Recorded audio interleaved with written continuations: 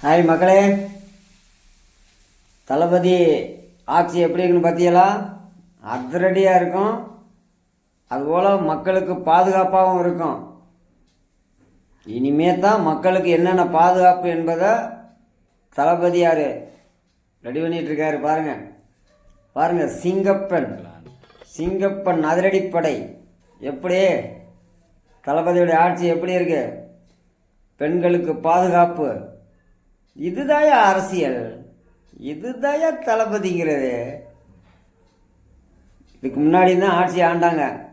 எப்படி இப்போ நாட்டில் எவ்வளோ அமைதியாக இருக்குது. பெண்களுக்கு ஒன்று நடந்தால் உடனே சிங்கப்பன் அதிரடிப்படை வந்து நிற்கும். அதனால் பெண்களை தயவுசெய்து யாரும் தீண்டாதீங்க. வீட்டில் இருக்கிற ஆண்களுக்குன்னு தான் சொல்கிறாங்க, பெண்களை யாரும் கொடுமைப்படுத்தாதீங்க. நேர்மையாக இருங்க, சண்டை போடாதீங்க, நாணயமாக இருங்க. அதான் தளபதியார் ஆட்சி வந்திருக்குது.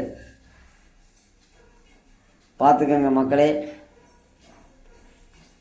தமிழ்நாட்டில் ஒரு பாதுகாப்பு வேணும்னா இதுதான் தளபதியாருடைய ஆட்சி.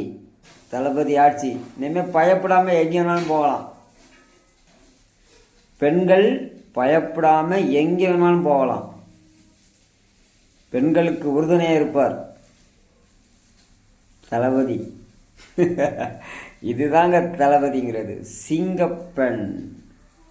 அதனால் ஆண்கள் எல்லாரும் பெண்களை யாரும் பெண்களோட சண்டை போடாமல், வீட்லேயும் சரி பொது இடத்துலையும் சரி பெண்களை யாரும் தீண்டாதீங்க, சண்டை போடாதீங்க, சமரசமாக இருங்க. பொது இடத்துல பெண்களை யாரும் தப்பாக பேசாதீங்க, தப்பாக நடந்துக்கிற முயற்சி பண்ணாதீங்க. அப்படி முயற்சி பண்ண நடந்தால் சிங்கப்பன் அதிரடிப்படை வந்து இறங்கும். பார்த்து நடந்துக்கங்க. ஆனால் தமிழ்நாடு அமைதியாக இருக்கும், மக்களுக்கு நல்லதை செய்வார். இதுதாங்க தளபதியோட ஆட்சி.